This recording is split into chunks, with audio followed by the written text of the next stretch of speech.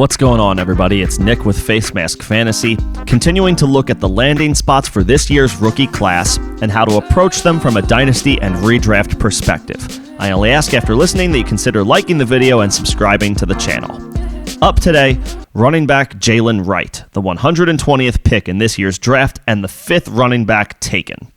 Despite already having Achane and Raheem Mostert, Miami traded up in the draft to get to the spot where they selected Wright.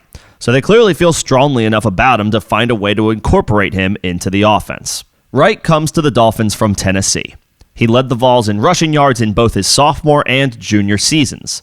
In 2022, he finished with 875 yards and 10 touchdowns on 146 carries, averaging exactly 6 yards a carry.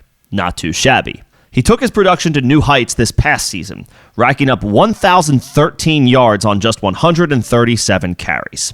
His touchdown number dipped to just 4, but he averaged a robust 7.4 yards per carry and chipped in 22 receptions and 141 receiving yards.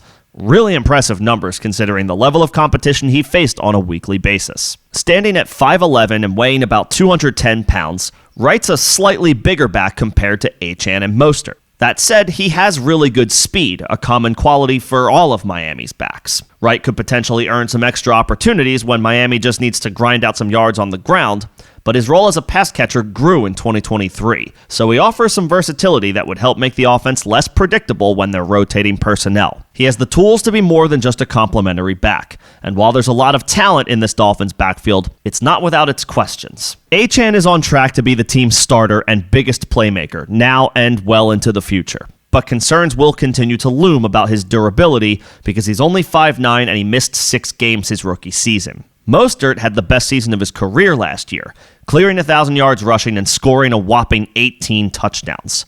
But he's 32 now and has missed large chunks of time multiple seasons. It's possible Miami looks to keep Mostert involved, but with a slightly reduced role to keep him fresh and healthy for as long as possible. This is a team with playoff aspirations after all. Even Jeff Wilson averaged almost 4.6 yards per carry last year, albeit in limited action. He's only played in more than 10 games twice in 5 seasons.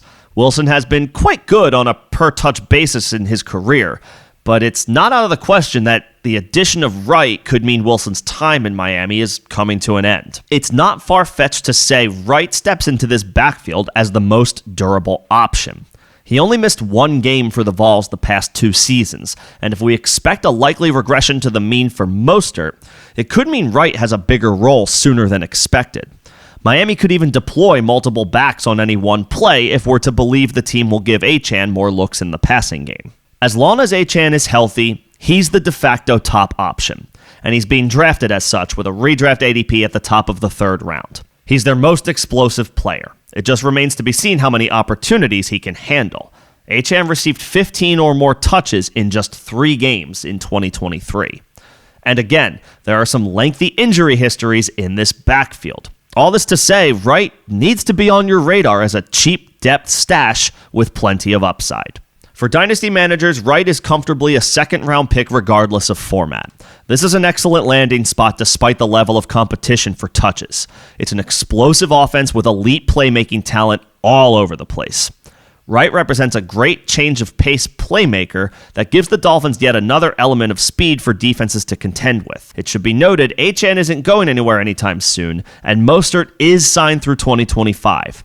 But the team has a potential out in Mostert's contract after this year if they choose to move on from him, which would fast-track Wright to a big-time role. As for redraft, folks, Wright has an ADP of about 158 on Underdog Fantasy, so he's a last-round pick in 10 and 12 team leagues, making him a no-risk upside option at the position as long as you're willing to be patient. If anything happens to either Achane or Mostert, Wright immediately vaults into the RB2 conversation any given week. Don't expect the world the first few weeks of the season as he gets some experience and additional time to improve, so that means don't drop him if he doesn't perform right away.